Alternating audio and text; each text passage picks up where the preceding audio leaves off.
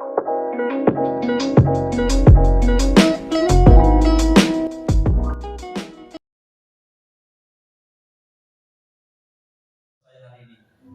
tema saya hari ini adalah tentang lebih dari pemenang.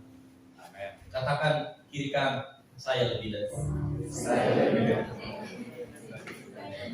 Lebih dari pemenang. Amin. Kita lebih dari pemenang. Amin. Amin. Ya. Lebih dari pemenang. Kalau pemenang sama lebih dari pemenang, kira-kira ada perbedaan atau tidak? Ada ya. Kalau menang apa? Menang aja. Betul ya? Menang gitu. Kalau lebih dari pemenang? Lebih menang. Lebih dari pemenang? Kita lebih dari pemenang. Kita lebih dari pemenang. Kita lebih dari pemenang. Kan ada lagunya, betul ya? Kita lebih dari pemenang.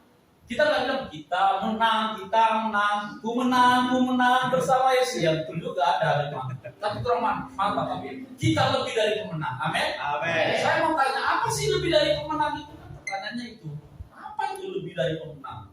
Kalau menang itu sudah umum, biasa. Itu karena usaha saya, itu karena kekuatan saya, itu karena kemampuan saya, karena pikiran saya, karena saya pintar, saya berusaha, saya dengan keras rajin, saya mengupayakan, saya pikirkan, lalu berhasil, saya menang. Itu saya menang. Karena saya, betul? Betul? Tapi kalau lebih dari pemenang, berbeda artinya. Yuk kita lihat dulu di dalam Roma pasal yang ke-8 ayat 37. Ya. Roma pasal 8 ayat 37. Kita baca ayat ini bersama-sama. Ya. Saya ingin mendengar suara dari wanita. Ya, wanita dulu. Wanita dulu. Ladies first ya. Wanita dulu. Perempuan dulu. Ya. Kenapa? Oh iya. Saya nggak lihat. Saya ke arah tembok gitu. Ya nggak apa-apa. Ya. Wanita dulu ya. Oh, ya dipisah ya. Berarti bukan mukrimnya gitu ya. Ya, baik. Roma pasal 8 ayat 37. Wanita dulu, baca. 1, 2, 3. Tetapi dengan semuanya itu kita lebih daripada orang-orang yang menang oleh Dia yang telah mengasihi kita. Buat laki-lakinya. Nanti setelah selesai baca, sama-sama bilang haleluya ya. 3 kali kalau tepuk tangan. Ya. 1, 2, 3. Tetapi dalam semuanya itu kita lebih daripada orang-orang yang menang oleh Dia yang telah mengasihi kita. Haleluya. Haleluya. Saudara, kalau ayat ini kita baca seperti ini, ya. Tetapi dalam semuanya kita lebih daripada orang-orang yang oleh Dia yang telah mengasihi kita. Kayaknya kurang mantap.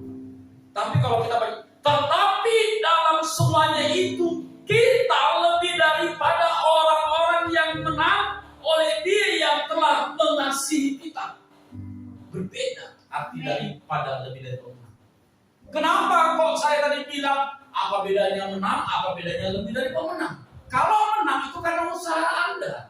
Menang karena upaya kerja keras, latihan yang luar biasa. Lalu kita lomba lari, atau kita sedang berlomba satu pertandingan, lalu kita menang, kita dapat juara 1, kita dapat piala, kita menang. Betul? Betul? Betul?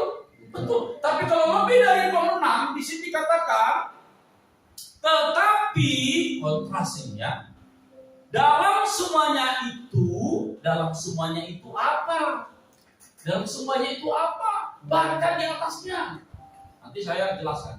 Baca di atasnya. Lalu daripada orang-orang yang menang oleh Dia yang telah mengasihi kita. Lebih dari pemenang itu ada di luar dari pribadi yang melakukan suatu pekerjaan yang memenangkan saudara dan saya.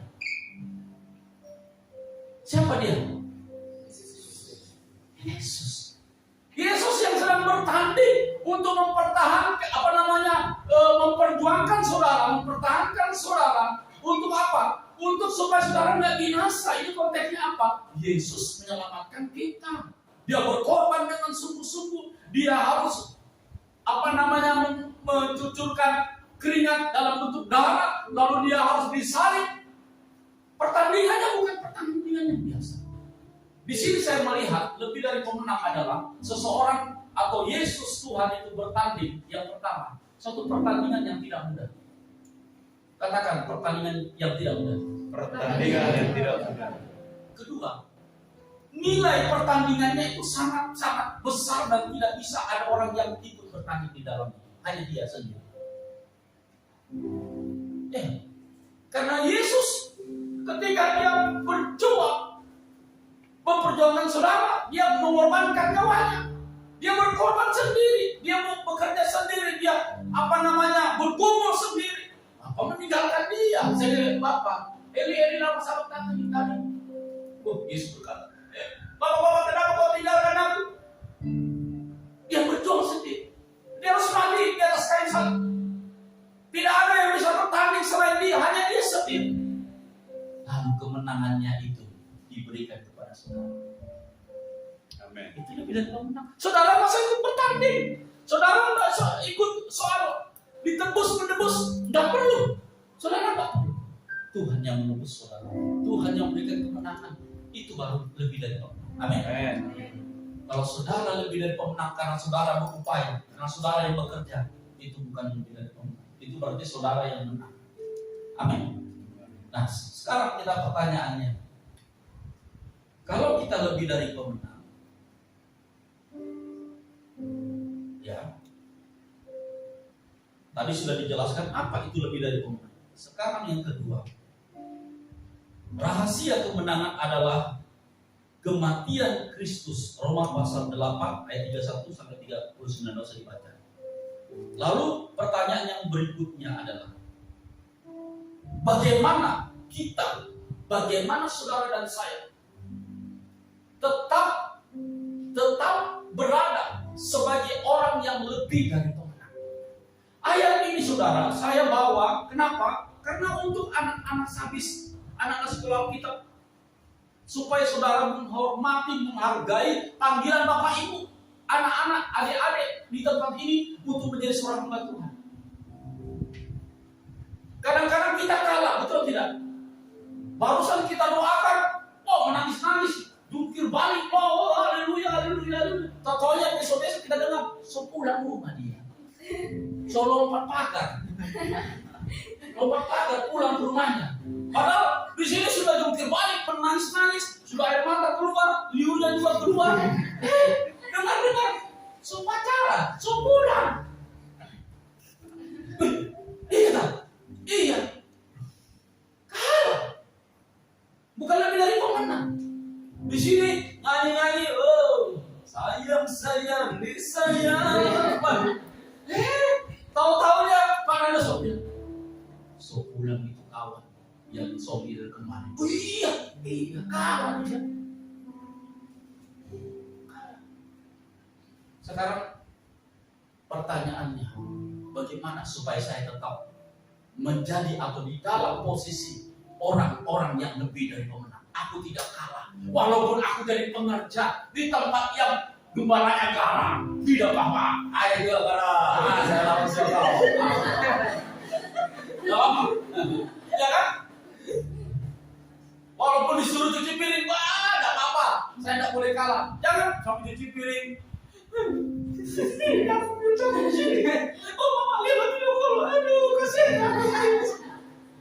Macam mana pula kau tahu aku dari merah ke sini? Disuruh pula aku cuci piring. Pecahkan jadi saya. Ya, kita kadang-kadang kalah, betul? Kalah kita. Menjadi seorang, tadi ada bunyi, hatiku sangat rindu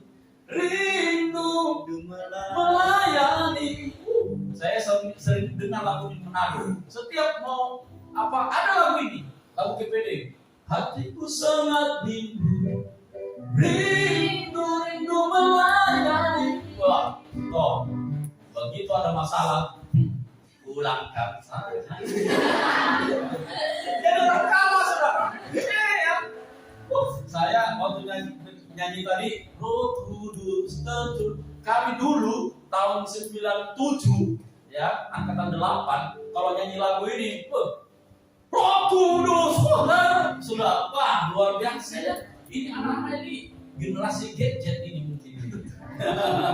Kurang semangat nyanyi-nyanyi Roh Kudus turun.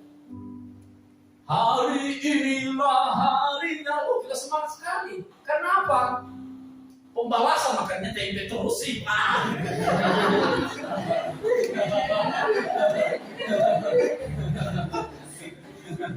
Iya. Iya kan? Nanti aku korban nangis habis ini ketawa-tawa, habis penyembahan nangis pula. Susah juga ini ya kan?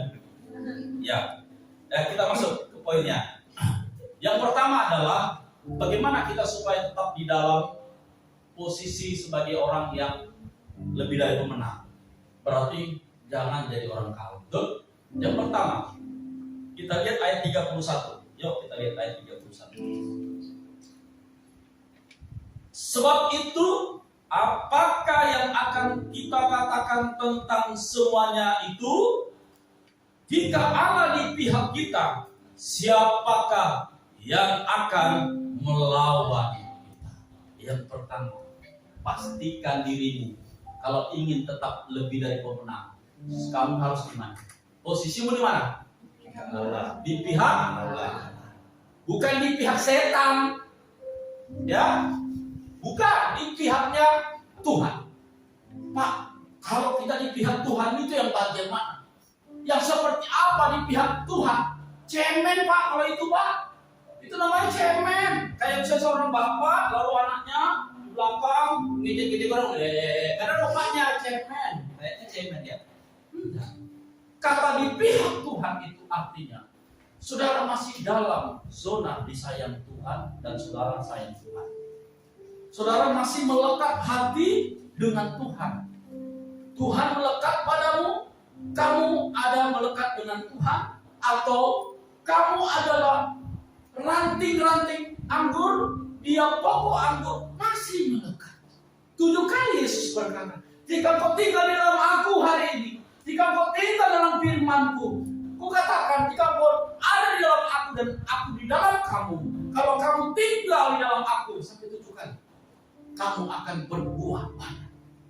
Posisi yang pertama, kalau kita mau tetap lebih dari pemenang, artinya tidak meninggalkan Yesus, tidak meninggalkan pelayanan, tetap yes walaupun susah, tetap yes walaupun kita menderita, tetap yes walaupun cuma makan tempe tahu. Tuhan Yesus tidak pernah berubah, demikian tempe tahu tidak berubah, tidak apa-apa. Oh amin katanya. Hari ini tahunya digoreng, besok digorengnya tempe jaketan, besok lagi dibuat apalah, buat sayur asam dan sebagainya. Tidak apa-apa. Tetap kita harus berkata, aku punya mental seorang pemenang, lebih dari pemenang. Karena Yesusku sudah mati, Yesusku telah menyelamatkan aku, Yesusku telah memerdekakan aku. Saya lebih dari pemenang. Jadi tidak mudah meninggalkan Yesus dalam pelayanan. Baru dengar sedikit Bapak Gembala bilang, bicara bodoh kamu. Bodohnya aku. Suka ya bodoh. Memang aku bodoh dari aku sih bodoh. Bodoh kali aku sampai sini. Iya kan? Bodohnya aku di rumahnya. Tinggallah. Selama tinggal dulu Yesus. Rupanya tidak Yesusnya kau itu Tuhan. Tidak Tuhan dari kau Yesus. Aku mau tinggalkan kau. Ini mental orang yang kalah. Kalau mental seorang pejuang, petarung, kita harus petarung. Tapi jangan sampai keluar dari sini. Ayo. Nah, Bapak Nathan bilang petarung kok, pejuang. Bukan itu maksudnya. Petarung dalam apa? Ketika ada masalah, kita ingat. Kita tidak sendiri, amin. Kita ada Tuhan, kita di pihak Tuhan, amin. Firman Tuhan mengatakan Ibrani pasal 13 ayat 6. Dengan aku punya keyakinan Tuhan adalah penolongku, aku tidak takut apa yang dilakukan manusia terhadap aku. Begitu. Coba kita bandingkan dalam Mazmur pasal 90 ya, 90. Orang yang di pihak Tuhan itu seperti ini. Kita lihat. Mazmur 91 ayat 14 dan 15 dan 16 dan 17. Oh, tidak ada 17. Sampai 16 saja ya. Mazmur 91. Yang wanita 14, yang pria 15, dan sama-sama di ayat 16. 2, 3. Sungguh hatinya melekat kepadaku, maka aku akan meluputkannya, aku akan membentenginya, sebab ia melarang aku. Pria, bila ia berseru kepadaku, aku akan menjawab, aku akan menyertai dia dalam kesesakan, aku akan meluputkannya dan memuliakannya. Dengan panjang umur akan mengenyangkan dia, dan akan memberikan kepadanya keselamatan daripadaku. Amin. Kalau kita ada di pihak Tuhan, Tuhan berjanji, dia bilang apa? Ketika kita melekat dengan Tuhan, Tuhan berjanji apa? Bila dia berseru, aku akan menjawab. Aku akan meluputkannya, aku akan membentenginya. Bila ia berseru kepadaku, aku akan menjawab, aku akan menyertai dia dalam kesesakan.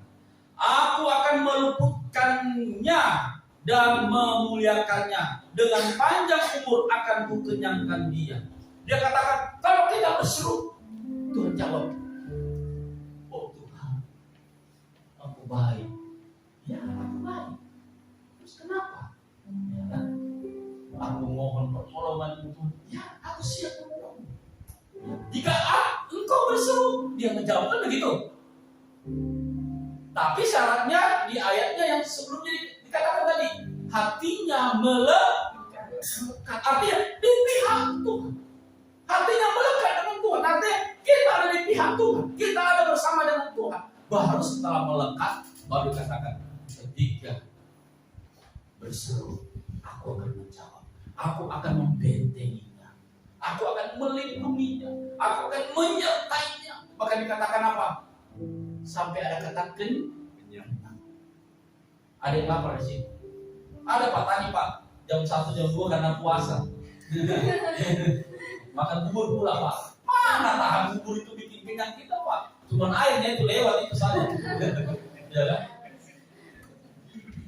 Tidak apa-apa, itu proses. Amin. Jadi kalau kita mau lebih dari pemenang, pastikan dulu yang pertama, Tuhan di pihak kita. Bagaimana Tuhan di pihak kita? Salah satunya adalah melekat. Melekat yang bagaimana? Artinya ketika saudara dan saya senang firman Tuhan, ketika saudara dengan rindu untuk bersekutu dengan Tuhan, itu saudara masih sedang ada di pihak Tuhan. Karena di pihak Tuhan itu tergantung saudara begini. Ketika kita di pihak Tuhan, itu artinya segala sesuatu yang ada di dalam Tuhan itu bisa kita alami. Iya atau tidak? Nanti kita akan baca ayatnya di Roma ayat selanjutnya. Kan dikatakan, ku berikan segalanya. Nanti kita akan. Kalau Tuhan di pihak kita, Tuhan di pihak kita yang seperti apa? Yang pertama bisa jadi gembala. Tuhan di pihak kita yang seperti apa? Yang kedua, dia bisa jadi guru kita. Tuhan di pihak kita yang seperti apa? Dia seperti Bapa kita. Tuhan di pihak kita, Tuhan yang seperti apa? Tuhan Maha Pelindung, Maha Penyerta, Maha Pemelihara, Maha Kekuatan, Maha segala, Maha ada dalam dirinya. Ketika kita ada masalah, kita tidak usah takut. Kenapa? Karena kita dalam posisi Allah. Dia akan maju ke depan, akan membela saudara. Apa yang jadi persoalan saudara? Dia akan membela. Kalau saudara katakan luar biasa, aku tetap menjadi orang pemenang. Ada yang mau rencana keluar dari service? Belum. Padahal belum. Ada yang bilang belum. Makanya ini saya harus kuatkan. Kuatkan dan teguhkan hati. Amin. Jangan menyimpang ke kiri dan ke kanan. Apalagi ke atas atau ke bawah. Ya. Oke? Jadi apa tadi? Kita harus melekat dengan Tuhan. Tuhan yang bagaimana? Tuhan segala maha. Kata melekat itu bisa juga berarti akrab, karib, melekat. Tuhan menempatkan dirinya, salah satu adalah sahabat atau kawan. Kalau Tuhan Yesus bilang, aku tidak menyebut lagi kamu hamba, tetapi aku menyebut kamu sahabat. Apa sih istimewanya sahabat? Ada nggak istimewanya? Ada nggak? Tempat curhat. Itu ganteng yo. Mantap. Ya tempat curhat kok Tuhan. Cantik Tuhan, aku suka itu. Nggak apa-apa curhat sama Tuhan. Tuhan bilang, pasti indah pada waktunya. Amin. Tapi saya tidak terlalu putih. Tapi apa? Kita punya kulit tidak putih. Bapak kita tidak punya rambut lurus. Mana bisa dia suka sama kita? Terus bagaimana? Oh Bapak, bagaimana itu Bapak? Oh tenang kau anak, tenang. Bapak akan tolong kau, ya. Pasti dia tidak akan jodoh, tidak akan kemana-mana. Kan begitu. Nah, kok larinya ke sana ya? Ya. Kita lihat sahabat, ya. Tuhan di pihak kita sebagai sahabat. Apa yang kita mau lihat sesuatu yang besar dari sini? Apa yang kita mau lihat dari sini? Ayat ini di latar belakangi suatu perjuangan yang luar biasa yang akan dialami oleh anak-anak Tuhan. Karena kalau kita baca di sana dikatakan ada kesesakan, ketelanjangan, kesukaran, kelaparan. Itu suatu perjuangan yang luar biasa. Maka ketika kita menghadapi tadi ketelanjangan, kesusahan, kelaparan, dan sebagainya, kita butuh sahabat. Kita tetap harus di pihak Tuhan.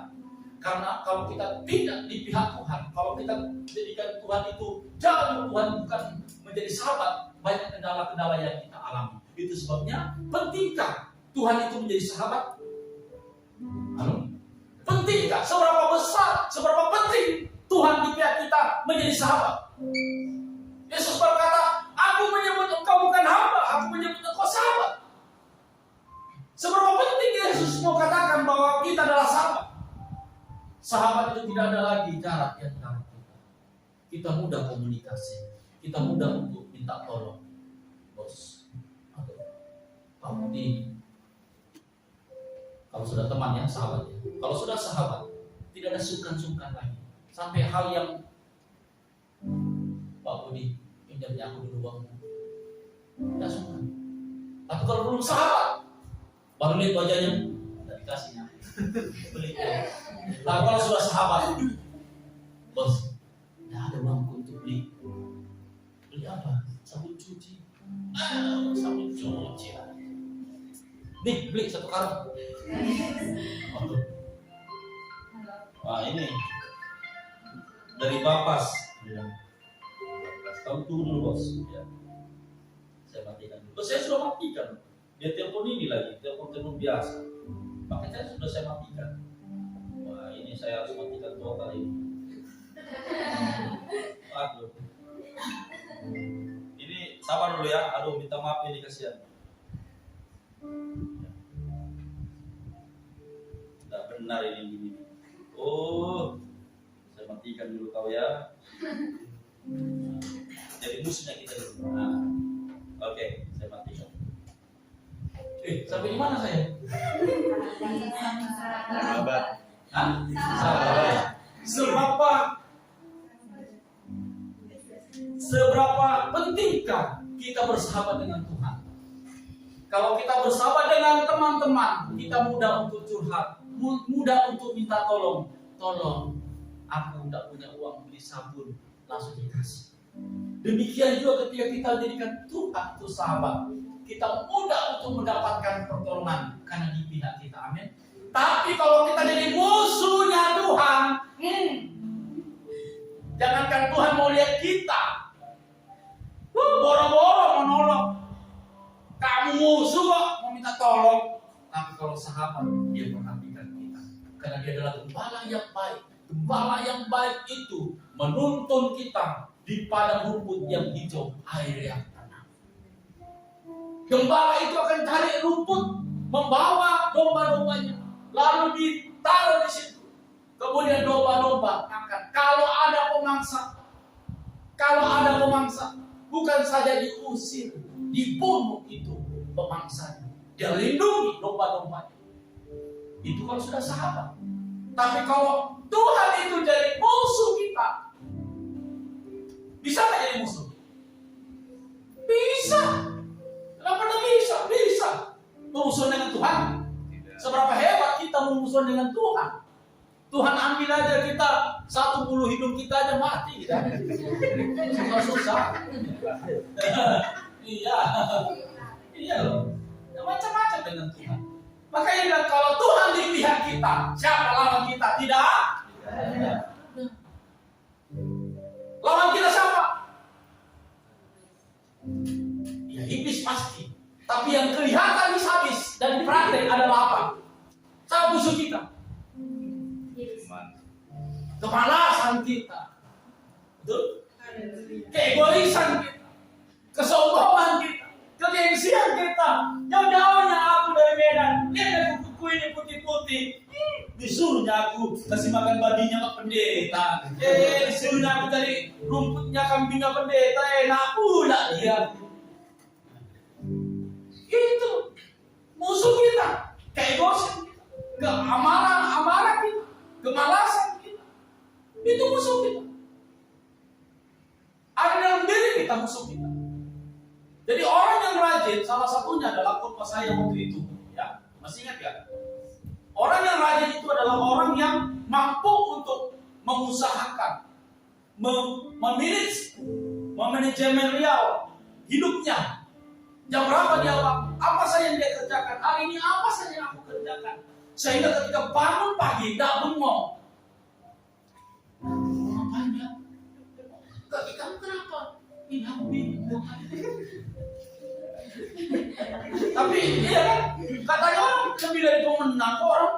Pemenang kok kayak orang tolak-tolak begitu. Itu bukan orang lebih dari pemenang. Orang lebih dari pemenang itu salah satunya adalah memang dia di pihak Tuhan. Kita ini semua di pihak Tuhan. Tapi kalau kita bangun tidur, bingung mau ngapain ini, apa yang kita kerjakan ini, bingung. Tapi orang yang lebih dari pemenang itu orang yang tahu memanage waktunya. Kapan saatnya, apa saja yang saya kerjakan sepanjang hari ini. Tahu, sudah. Jadi kayak sudah diprogram seperti itu. Itu orang yang siapakah musuh kita? Tidak ada. Musuh kita yaitu tadi kemalasan kita. Kita tidak mau tahu dengan orang lain. Itu musuh kita. Ada dalam hidup kita. Sekarang saya mau bilang begini. Sebenarnya ada 4 poin ya. Saya mau 1 poin aja.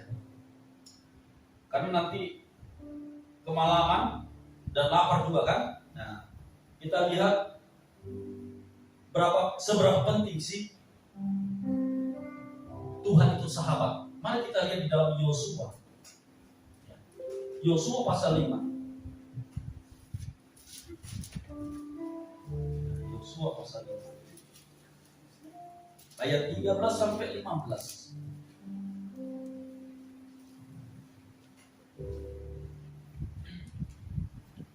Saya akan bacakan. Ketika Yosua dekat Yeriko, ia melayangkan pandangnya. Dilihatnya seorang laki-laki berdiri di depannya dengan pedang terhunus di tangannya. Yosua mendekatinya dan bertanya kepadanya, "Kawankah engkau atau lawan?" Jawabnya, "Bukan, tetapi akulah panglima bala tentara Tuhan. Sekarang aku datang." Lalu sujudlah Yosua dengan mukanya ke tanah, menyembah dan berkata kepadanya, apakah yang akan dikatakan Tuanku kepada hambanya ini? Dan panglima bala tentara Tuhan itu berkata kepada Yosua, "Tanggalkanlah kasuku dari kakimu, sebab tempat engkau berdiri itu kudus." Dan Yosua berbuat demikian. Saudara yang kasih oleh Tuhan, yang pertama adalah ketika Yosua ingin masuk ke Yeriko, maka dia harus apa?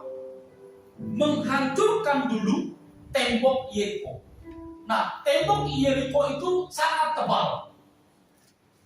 Penafsirannya adalah 2 kereta kuda yang berpapasan lewat, itu artinya cukup tebal.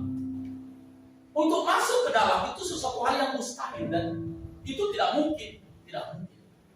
untuk masuk ke dalam sangat mungkin, tidak mungkin. Apalagi mengalahkan tentaranya tidak mungkin. Tapi kita melihat di sini bahwa ketika Yosua ingin memasuki atau berperang dengan orang penduduk yang ada di Yeriko, datanglah bala tentara Tuhan, wakilnya Tuhan. Dia katakan, kamu kawan atau lawan? Bukan. Aku adalah bala tentara Tuhan. Artinya Tuhan ada di pihak Yosua. Ada teman, ada kawan yang sedang menyertai Yosua. Lalu Yosua memimpin bangsa Israel berkeliling hari pertama 1 kali sampai 6 hari, 1 kali, sehingga 6 kali dalam 6 hari. Dan hari yang ke-7, berapa kali? 7 kali dia putar. 7 kali. Baru ketika itu dia meniup trompet, lalu temboknya menjadi runtuh. Ketika temboknya runtuh, saya yakin dan percaya orang-orang yang di dalam itu stresnya luar biasa. Senjata apa yang dipakai sehingga tembok yang begitu besar roboh? Dengan cara apa? Oh, mereka loh cuma kayak orang gila, mutar-mutar aja. Oh, dia diam pula. Nggak lakukan apa-apa, cuma diam aja. Waktu tentara di Yeriko mungkin lihat begini, orang gila semuanya, mutar-mutar, ngapain ini? Mutar-mutar. Mana sih mutar-mutar nih? Mutar-mutar, artinya apa? Apa yang menyebabkan terjadi keruntuhan? Penyebabnya adalah Tuhan menjadi kawan. Ada Tuhan dalam kehidupan. Amin. Kalau ada Tuhan di dalam hidupmu, engkau memastikan dirimu Tuhan masih di pihakmu, kamu akan melihat sesuatu hal yang luar biasa. Kita lihat siapa lagi? Daniel. Ketika Daniel ada di pihak Tuhan, dia harus dimasukkan ke dalam gua singa. Karena Daniel di pihak Tuhan, singa yang kelaparan. Mungkin lihat, kalau misalnya orang yang berdosa, singa itu melihat ada orang yang dihukum, pasti singa itu tidak memberi kesempatan orang itu mengganggu singa atau lihat singa. Pasti langsung ditangkap, dibunuh. Tapi kita lihat Daniel ketika datang, singa-singa itu Daniel, kucing. Kalau kita di pihak Tuhan, sesuatu yang membahayakan, zina sama Tuhan. Sesuatu yang membahayakan kalau kita di pihak Tuhan, sesuatu yang membunuh, sesuatu yang mengancam kita kalau kita di pihak Tuhan. Singa harimau dijinakan Tuhan. Tapi kalau kita lawannya Tuhan, sebut pun bisa berubah persoalan seperti gajah.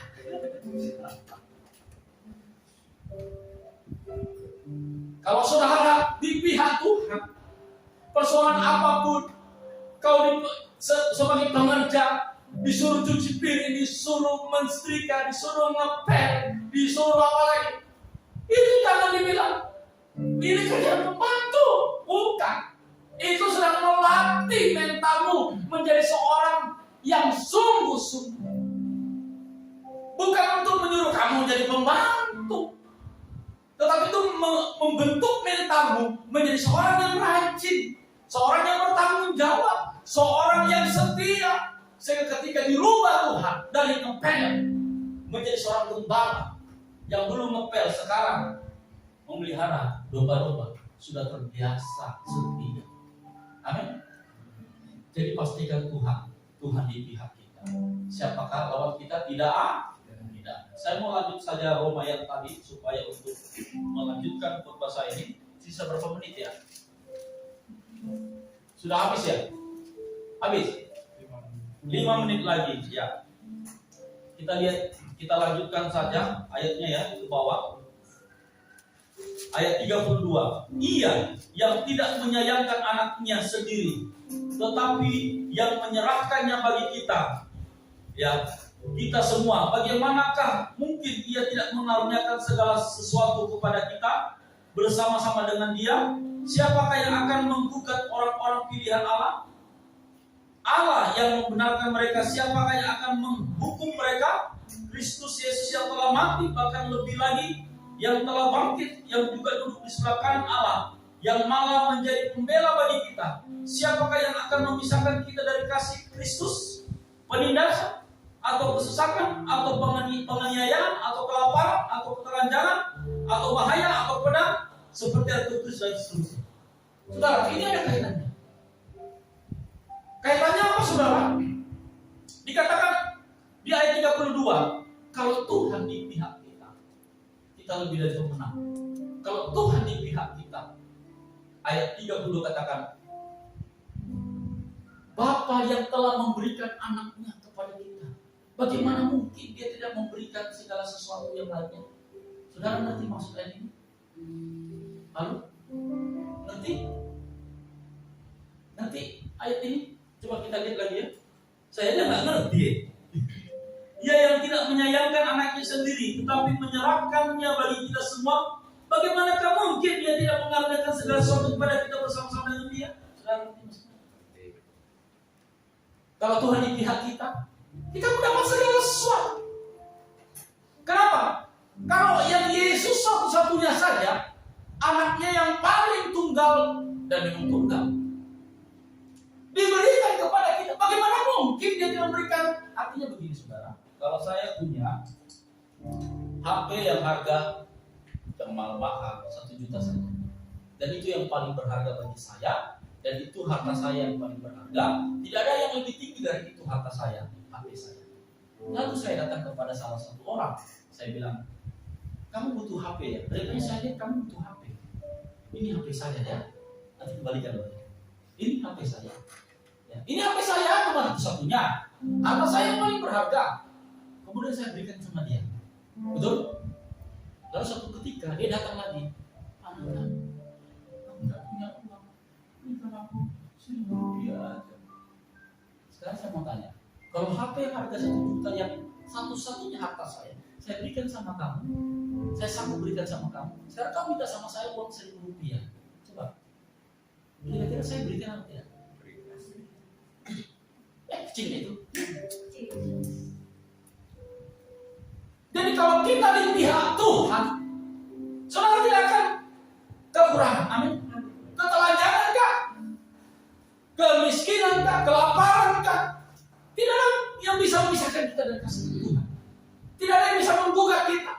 Kita orang pilihan, tidak ada yang menggugat. Kalau kita di pihak Tuhan, tidak ada yang bisa menggugat kita. Dia menjadi pembela kita. Dia yang melindungi saudara. Dia yang apalagi menyertai saudara. Sakit disembuhkan dengan kekurangan, Allahku akan memberi segala keperluan. Amin. Pastikan kita di pihak Tuhan. Kalau kita di pihak Tuhan, kalau yang satu-satunya diberikan sama kita, dikatakan segala sesuatunya, bagaimana mungkin dia tidak berikan? Dia akan berikan. Saudara nanti akan melayani. Saudara akan diutus. Saudara akan melihat persoalan-persoalan pergumulan yang begitu berat. Saudara ingat ayat ini. Tuhan di pihakku. Tuhan di pihakku. Siapakah yang menjadi lawanku? Tidak ada. Siapakah yang menjadi musuhku? Tidak ada juga. Siapa yang bisa mengalahkan aku? Tidak ada juga. Kenapa? Ada Tuhan di pihakku. Amin. Biarlah firman Tuhan pada hari ini menjadi berkat bagi kita semua.